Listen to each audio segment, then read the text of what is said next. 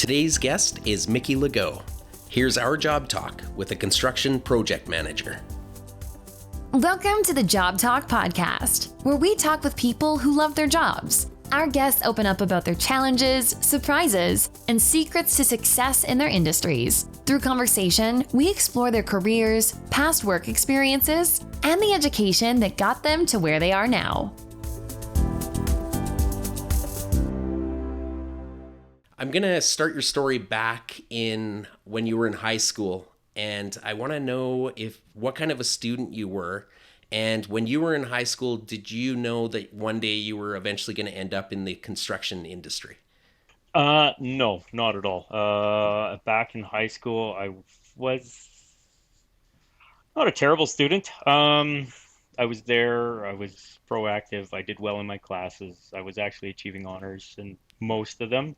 So I struggled a bit in English because I haven't been formally diagnosed with dyslexia, but I do struggle in that area. Had you told me I'd end up in construction, not a clue. I probably would have told you I would have been a cop. You graduate from high school. What is your first step? Did you immediately jump into post-secondary, or what happened after you left high school? No, I didn't know what to do. So I took a couple of odd jobs that I thought would help me progress into what I wanted to become. So through high school, I was working full time as a swamper for a delivery company doing stuff for Visions and Future Shop. And then I moved into, that led me to an opportunity doing security for Securitas Canada as a mobile supervisor, kind of pushing me towards that law enforcement thing. At which point I got engaged to my wife, married. And she kind of said, well, you know, what are you going to do to take your next steps? So I got a lot of guidance from her. And at that point, I'd gone back to being a delivery driver. And we delivered to Canada Place, which led me into looking into a career for D&D because they had their career station set up there. So I went and applied with them thinking get into combat arms and then come out of that with some gun training and stuff like that, some real life experience. So yeah, and then kind of as I was leaving the D&D, I had my first kid. We were kind of ripe in the Afghanistan war, and I didn't quite think that was the place where I wanted to raise my family. So I started working a little bit with the combat engineer that was attached to our unit and saw that he was doing carpentry around the building and stuff like that. And I was lucky to get put into a position as 2IC as stables NCO, which was just kind of building maintenance and stuff like that. So I got to just kind of see how the back end of things all that worked. And it really sparked my interest. So coming out of the military, I thought I wanted to be somewhere warm and dry. And so I thought renovations was a good place to move into, which led me to an interview with Quadrant Construction. So I'll just pause you there for a second. A DND, you mentioned earlier, is the Department of National Defense. Oh, yes. Yeah. Department of And National Defense. So you had a military career. How many years did you serve? The contracts before were a little different, so I served 3 years as a Armoured Soldier. So learned to drive tank and do some fun things there. So. What experiences did you have serving that you think you use in your job now? Was there anything that you learned there that you think you apply now? Talking to some of our customers and stuff like that, they definitely feel like there's a bunch of professionalism that comes off me. Just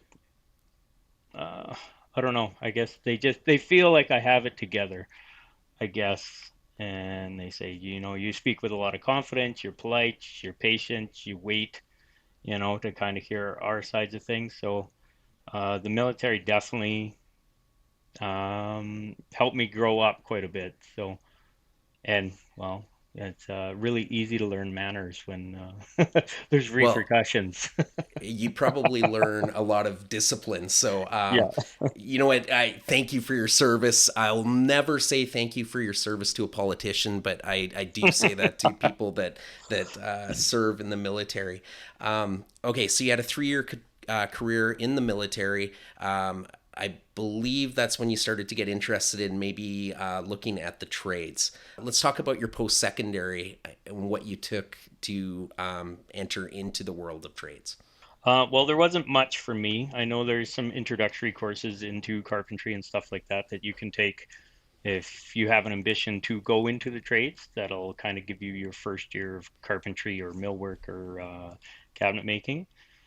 Um, but for me, it was just kind of, like I said, I got to spend a little bit of time with the combat engineer that was attached to our unit, and he was doing what sticks out in my mind. He was doing wainscoting upstairs for kind of the where the officers of the unit got to hang out, and it really sparked an interest there. So after I left there, then I applied for my job at Quadrant Construction, and it was granted to me. I started as a laborer, and then from there, I was told, well, our expectation is we'd like to make you a red tick or red seal carpenter. So you need to attend NATE for 2 months for the next 4 years. So that is my post-secondary training. So I've got 8 months of schooling directly related to carpentry through NATE and a red seal certification. For our listeners, NATE is the Northern Alberta Institute of Technology in Edmonton, Alberta, Canada. How was your experience at NATE? What are the courses like? Is there any stress involved? Are you writing exams as well, or is it all show me what you can do?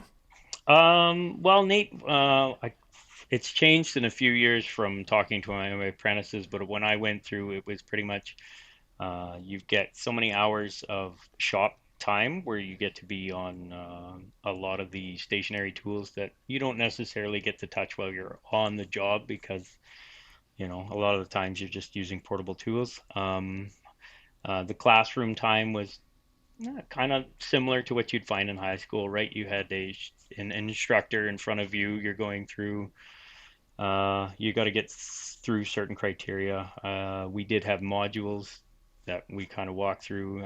Safeties, probably a good 2 weeks of every year because well, it's super important in the trades, right? So Yeah, you kind of want to keep your fingers, toes, and your life. So yeah. they really drill it into you there. Yeah, but my experiences was positive. I had some fantastic instructors that were there, so they had lots of experience in the trade. Some of them themselves had been project managers for a time, but some were just lead hands on construction sites, or a few of them had been in the administration side of it for a while, but they all had input and value to what you were there learning. What is the difference between a Red Seal journeyman carpenter and just a journeyman carpenter? The benefit of the Red Seal is I can practice carpentry throughout any province. Uh, Okay. Basically, the biggest difference, it just shows you have a firmer grasp on the building code, is where they put Okay. a lot more pressure. It's added on to your 4th year of carpentry, and it's just an extra test. If you fail the test, you're still a carpenter within Alberta. Yeah. You're just you don't have the qualification to go anywhere else. And the biggest difference to me is that I understand is it's just on the building code itself. They put a little more emphasis, and they really want to make sure that you have a full grasp and understanding of that. Can you write the test more than once, or is it a one shot and you're done? You do get multiple opportunities to do it. You do. So while you're at school, they'll give you the 2 hours. If you fail again, you can go back in and challenge the exam again. So Okay. Let's talk about the company that you work for. It's Quadrant. Could you talk a little bit about what you guys do, what the company is all about, and then we'll talk about some of your experiences in the position that you're in. Okay. So Quadrant Construction, we're a general contractor. We do new builds, infills. Our bread and butter is mostly renovations, though. That's kind of what we're best known for in Edmonton, and where a lot of our previous customers have come from. Maybe you can talk a little bit about the stages working your way up to project manager. Yeah, so I kind of did it the old school way, which was nice. You start at the bottom and you work your way up. Yep. So I was hired on as a laborer. Once they were happy that I was a good fit for the company, I was offered my apprenticeship for carpentry. I went through my carpentry program, learning from multiple journeyman persons on, you know, renovate or carpentry specific to renovations. So, um, yeah, I've got a really well-rounded experience there. Um, I'm luckier than most, and I got to spend 3 years of my career on a new build for a customer. It was a very large home. Uh, it was a uh, between the basement, um, main floor, and second floor, and the garage. It was a 15,000 square foot property Oh or wow. home. So it was a Yeah. very large, very beautiful home in the end. And I spent 3 years there, um, learning the ins and outs at I would say, a higher level than a lot of people get to experience, just because it's a lot of finesse and a lot of care needs to be taken into when you get into some pretty high-end finishes that you don't normally see anywhere else. It was a really great experience for me. It really boosted my confidence, feeling like, yeah, I can do this. And then from there, I went and got my fourth year of carpentry, and finished off my ticket, and I feel like I was put in opportunities where I was allowed for growth. I was left kind of more in charge of jobs, dealing with the trades. Again, not fully on the back side of things, but definitely learning the front end, which is probably, in my opinion, is pretty more important than the back end. Yep. You can learn the back end stuff. Somebody can teach you, how to do invoicing, how to properly schedule a job, and this and that. But that real front end experience, knowing how the job's being done, knowing how you need to coordinate your trades, um, yeah, and dealing with people, which is really the biggest part of project managing, I find, is just being able to, you got to play nice with others, because everybody's going to have a different opinion on how to do stuff, or what they want, or what the customer needs, or what the designer wants. And you either have to step up and say, yeah, we can deliver this, or you've got to pull everybody back down and say, guys, kind of where we're going with this is unreasonable. Let's maybe step back and redesign and work as a team to kind of see where we want to go.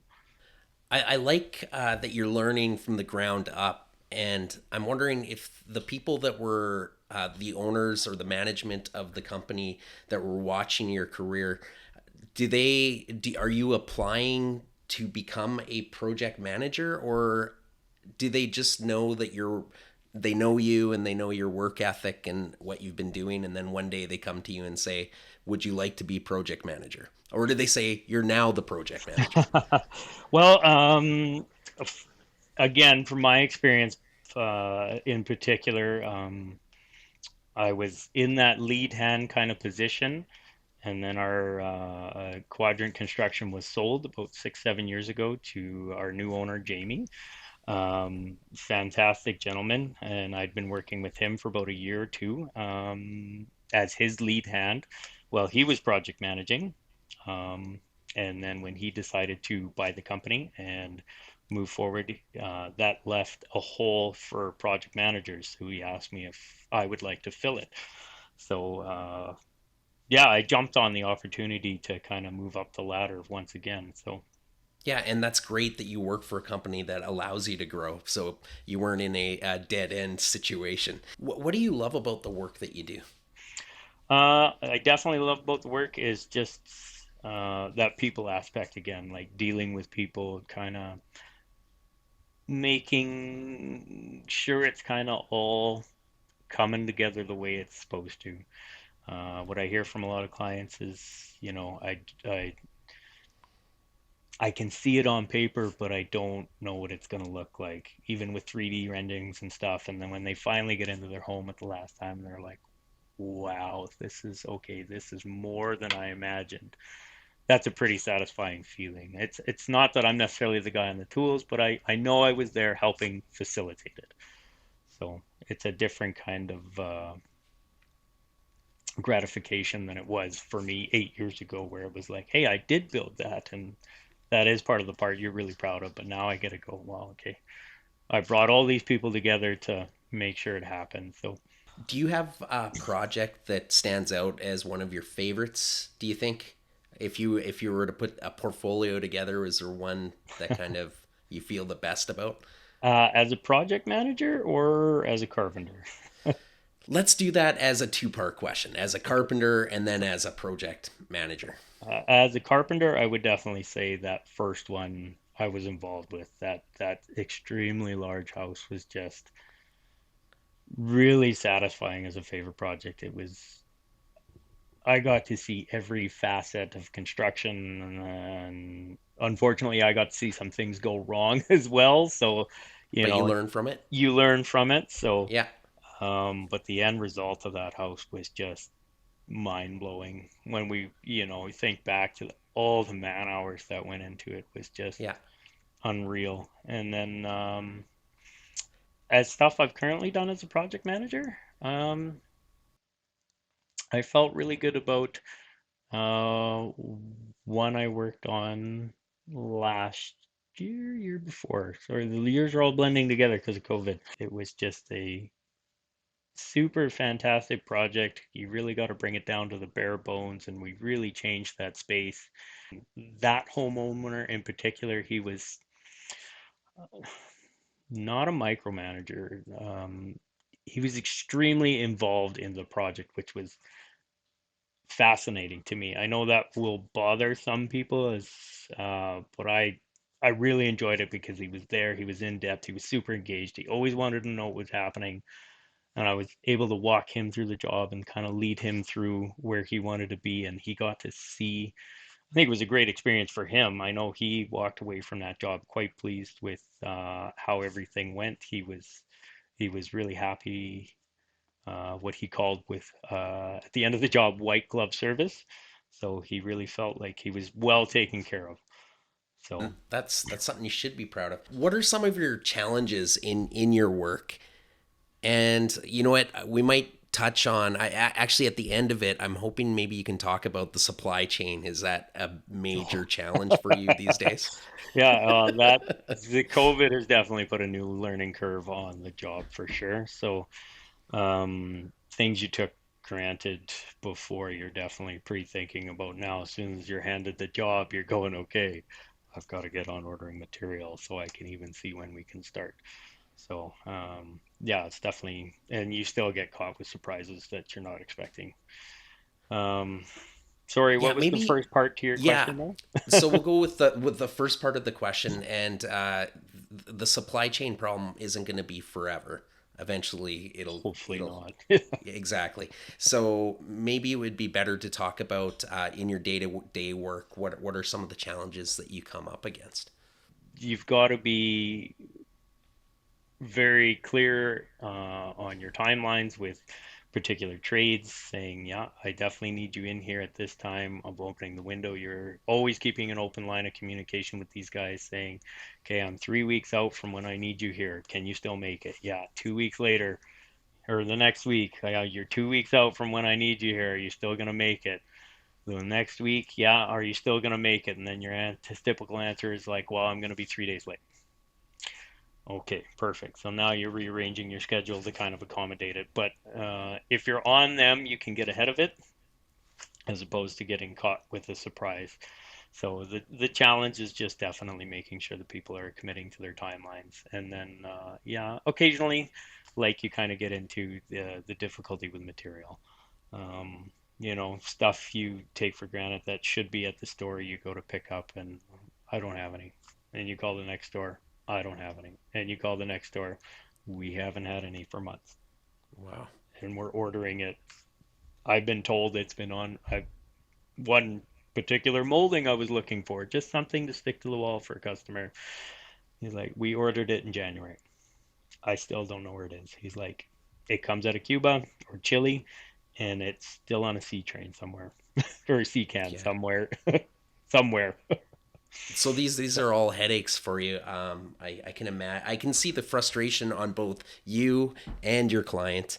But what can you do in situations like that?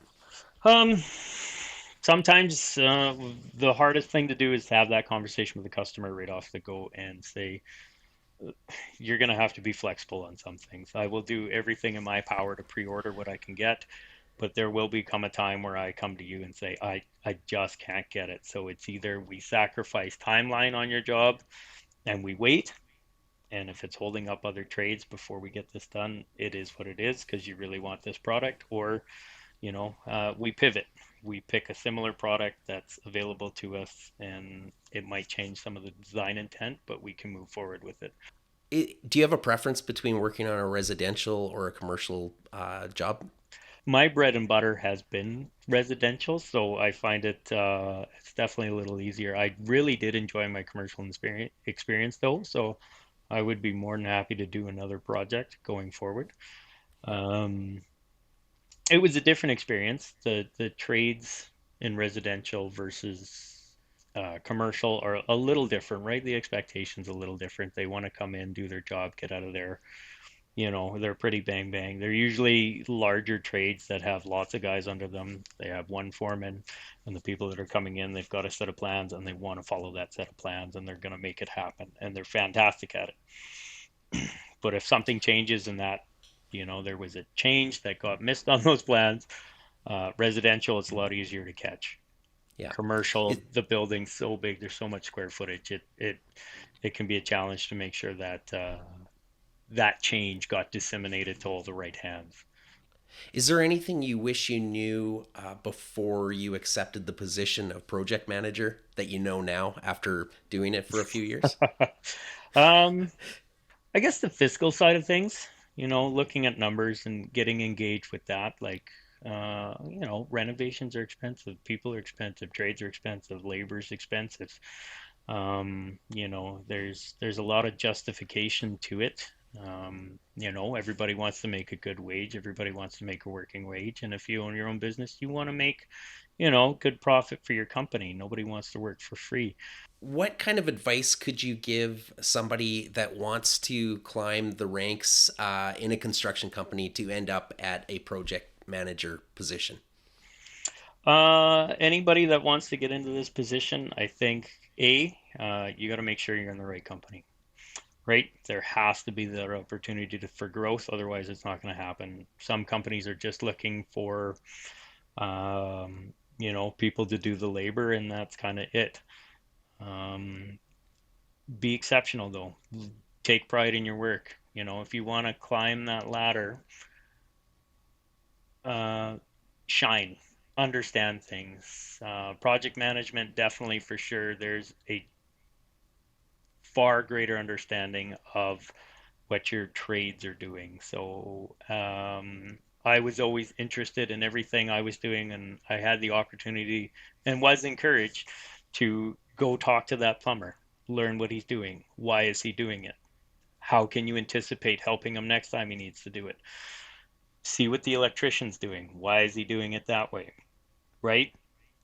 Um, just kind of being engaged and learning not just what you're doing, but what the people around you are doing and what it takes to get those jobs done is probably your first step. If you can anticipate knowing exactly what the drywaller is going to need after you're done because you're framing, then you've already kind of anticipated that. If you've got to get a plumbing stack up a wall and it's coming in, as the carpenter on site, you should be able to anticipate that and make it work and make it easier for your trades you're supporting. That's something, the first thing somebody's going to notice is, hey, he's not just thinking about what he's doing, he's thinking 3 steps ahead, right? And that's basically project management. You're not thinking about what's in front of you, you're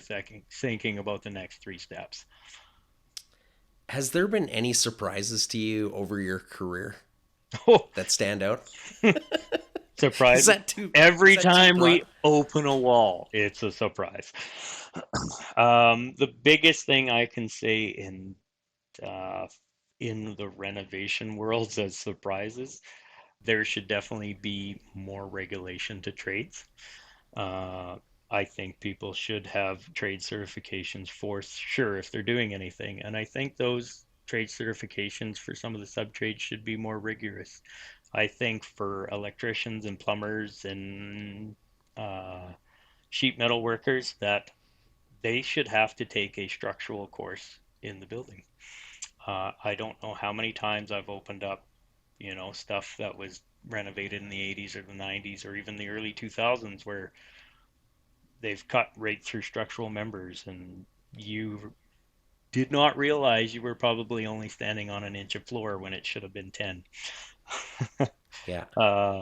So I guess that's always a surprise to me, and I've always floored every time we do a renovation on just how much of the structure sometime can be missing. I know my sister did a renovation in her house, and it's out east in Ontario where houses are a little bit older than in Western Canada, and she found some old news clippings in the wall from 100 years ago. Yeah. Have you ever found anything interesting behind a wall? Has a hot tub ever shown up under a floor? No. Although some of my neighbors might get a surprise when they go to sell, because there was a pool. The guy behind me, he's totally floored it in with just crushed gravel, and I'm pretty sure the new owners don't have a clue that there was ever something there. We worked on a house from 1908 in the last couple of years we were doing a renovation on, and I was crawling through their attic and found a letter to the bank explaining to why he was unable to process his payments for the last couple of times because he had got I can't remember, it was smallpox or dysentery or something awful that was going around, or polio, and they were asking him how much cattle he had and what are you able to use as collateral and stuff like this, but it was all just odd handwritten stuff. Yeah, it's always fun to find things in the walls and stuff like that. Actually, that project we were working on again, their son actually decided to put a time capsule in between some of the cabinets. So the next time somebody goes to renovate that, in hopefully 30 or 40 years, they'll get a nice surprise, right? So. Well, I think a career in the trades can lead you to important work and good positions, and positions that you can be proud of. So, Mickey, I think you gave us a lot of good information today, and I just want to thank you for joining us on the podcast today. Yeah, well, it was a pleasure. I'm always around if there's a part 2. All right. Thanks. Yeah, no problem. Thank you for tuning in to the Job Talk podcast. For more information, please visit us at thejobtalk.com.